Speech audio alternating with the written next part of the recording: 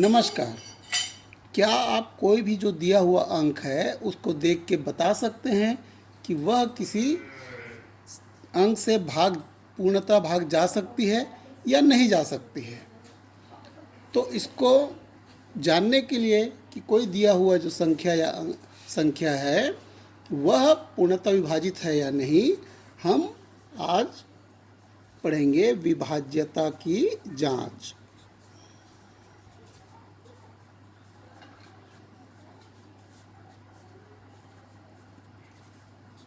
तो विभाज्यता की जांच कैसे करते हैं? मान लिया जाए हमारे पास कोई अंक है, तो हम देखते हैं अंक अगर ले लेते हैं संख्या 24,504, इसके बारे में विचार करते हैं। जैसे सबसे पहले हम देखते हैं 2 से।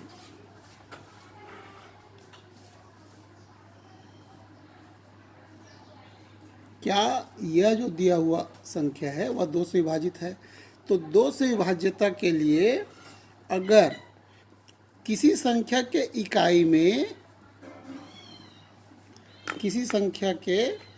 इकाई में क्या हो, सम संख्या 2, 4, 6, 8 या 0 हो तो वह दिया हुआ संख्या 2 से पूर्णतः विभाजित होगा। तो यहाँ पर 24,504 के इकाई में सम संख्या 4 है, इसलिए यह क्या है, विभाज्य है। अब देखते हैं 3 से।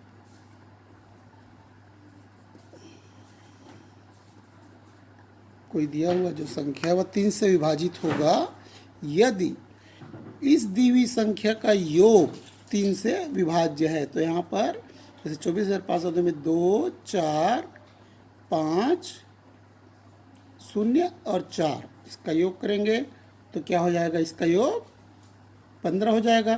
तो ये जो 15 है यह 3 से विभाज्य है, इसलिए यह संख्या 24,504 3 से भी विभाज्य है।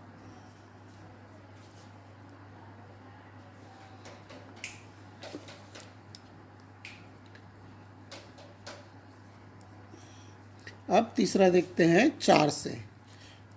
कोई भी अंक 4 से विभाजित होगा यदि उसके इकाई में क्या हो, जो इकाई और दहाई हो। इकाई और दहाई दोनों को देखेंगे, इकाई और दहाई में से जो अंक बनता है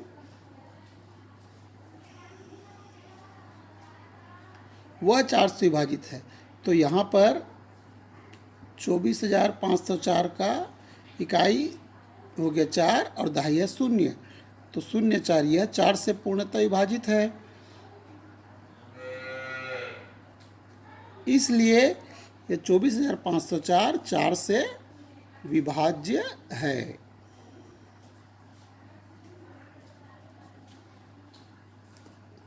अब इसके बाद देखते हैं 5 से।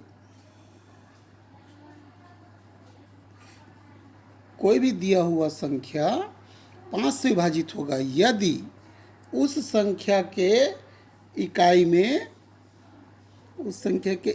में 5 या 0 हो। 5 और 0 ही क्यों हो? क्योंकि आप जानते हो कि जैसे 5 का जब हम पहाड़ा पढ़ते हैं तो उसके इकाई में 5 और 0 ही आता है, तो इसलिए हम ऐसे ही बता सकते हैं कि 5 से कोई संख्या विभाजित है कि नहीं। तो यहाँ जैसे दिया है 24,504, तो यह 5 से विभाज्य नहीं है या अविभाज्य है, ऐसा कहते हैं, या विभाज्य नहीं है। दूसरी कोई संख्या ले लेते हैं, जैसे 34,355, तो इसके इकाई में 5 हो गया, तो यह संख्या विभाज्य है। अब हम देखते हैं 6 से विभाजित। 6 से विभाज्यता देखते हैं। तो कोई भी दिया हुआ संख्या 6 से विभाजित होगा यदि उस संख्या के उस वह जो संख्या है, दी हुई संख्या 2 से और 3 से दोनों से विभाजित हो। 2 और 3 दोनों से विभाजित हो। तो जैसे कि हमारे पास जो संख्या है 24,504, तो इसकी 2 से विभाज्यता पहले देखेंगे तो इकाई में 4 है, तो जो कि सम संख्या है इसलिए 2 से विभाजित है, और इसको जोड़ने पर 15 है जो कि 3 से विभाजित होता है, इसलिए यह 3 से भी विभाज्य है। इसलिए यह जो संख्या दिया हुआ है यह 6 से विभाज्य है।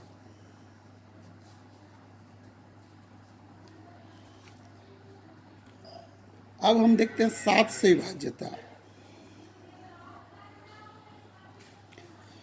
तो यदि कोई दिया हुआ जो संख्या है वह 7 से विभाजित होगा, यदि क्या होगा, हम दिए हुए संख्या को सबसे पहले क्या करते हैं, 24,500 यहाँ पर दिया है 4, तो इकाई के अंक का 2 गुना करके इसमें क्या कर देते हैं, घटा देते हैं। तो यहाँ पर क्या है, यह हमारे पास, फिर उसके बाद पुनः इकाई का 2 गुना करेंगे और उसको घटाते जाएंगे, तब तक घटाएंगे जब तक कि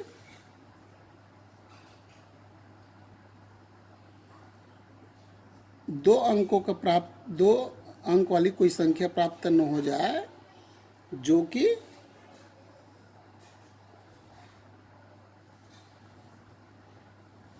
सात से विभाजित हो। तो इस प्रकार हमें 24 प्राप्त हुआ जो कि 7 से विभाजित नहीं होता है, 7 से पूर्णतः विभाजित नहीं है, अर्थात 24,504 अविभाज्य है 7 से।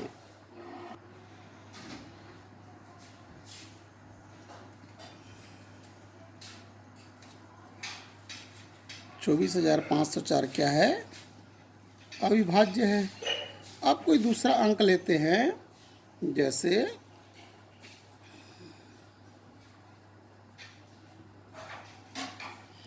3,64,847। इसके इकाई में 2 का गुणा करेंगे तो कितना आया, 14 आया। तो 14 को घटा दिए तो ये बच्चा, फिर पुनः 2 का गुणा किए, फिर 0 को घटा दिए,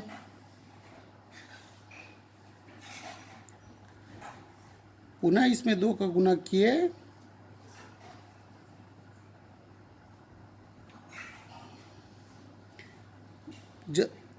उस समय तक हम इकाई में 2 का गुणा करते जाएंगे जब तक कि हमें 2 अंकों की संख्या प्राप्त न हो जाए। तो 35 7 से पूर्णतः विभाजित है, अतः ये जो संख्या है 3,64,847 यह 7 से विभाज्य है। अब हम आगे देखते हैं, आगे हम देखते हैं 8 से विभाज्यता।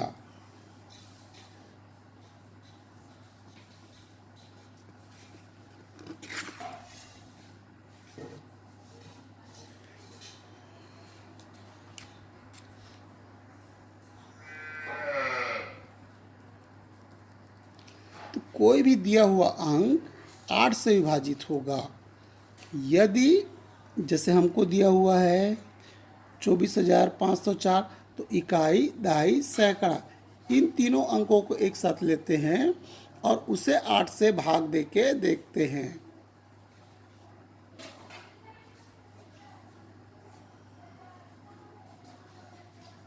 तो 8 छक्के क्या हो गया, 48, 24। तो इस प्रकार से जो 504 है, इकाई, दहाई, सैकड़ा, दिए हुए अंक का इकाई, दहाई, सैकड़ा को लेते हैं और 8 से भाग देते हैं तो यह जब पूर्णतः अगर विभाजित हो जाती है तो इसका मतलब है जो दिया हुआ संख्या है वह 8 से विभाज्य है।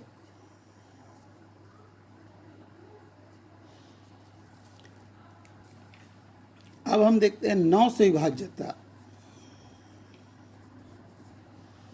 कोई जो दिया हुआ अंक है वह 9 से विभाजित होगा यदि इसका योग, जैसे 3 से विभाज्यता ज्ञात करते हैं उसी प्रकार 9 से विभाज्यता ज्ञात करते हैं, लेकिन जो योग है वह जैसे उसमें 3 से विभाजित होने पर संख्या विभाजित होगा, तो वैसे यहाँ पर देखते हैं कि यदि जो योग है वह 3 से 9 से विभाजित है तो यह जो संख्या है वो 9 से विभाज्य होगा। लेकिन यहाँ पर योग 15 है, जो 15 9 से विभाजित नहीं है, इसलिए 24,504 जो दिया हुआ संख्या है वह 9 से विभाजित नहीं है। इसका तात्पर्य यह भी पता चलता है कि जो संख्या 9 से विभाजित है वह 3 से अनिवार्य रूप से विभाजित होगा, लेकिन 3 से विभाजित होने वाली संख्या अनिवार्य रूप से 9 से विभाजित हो ऐसा नहीं होता है। अब हम देखते हैं 10 से विभाज्यता। तो 10 से विभाज्यता किसी संख्या के इकाई में यदि 0 हो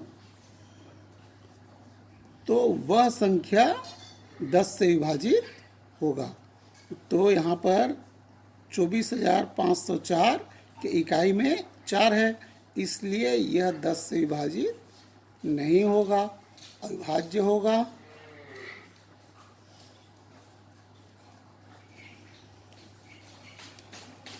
अब हम देखते हैं 11 से विभाजित। कोई भी संख्या 11 से विभाजित है अथवा नहीं, यह जांच करने के लिए हम क्या करते हैं, जो दिया हुआ जो संख्या है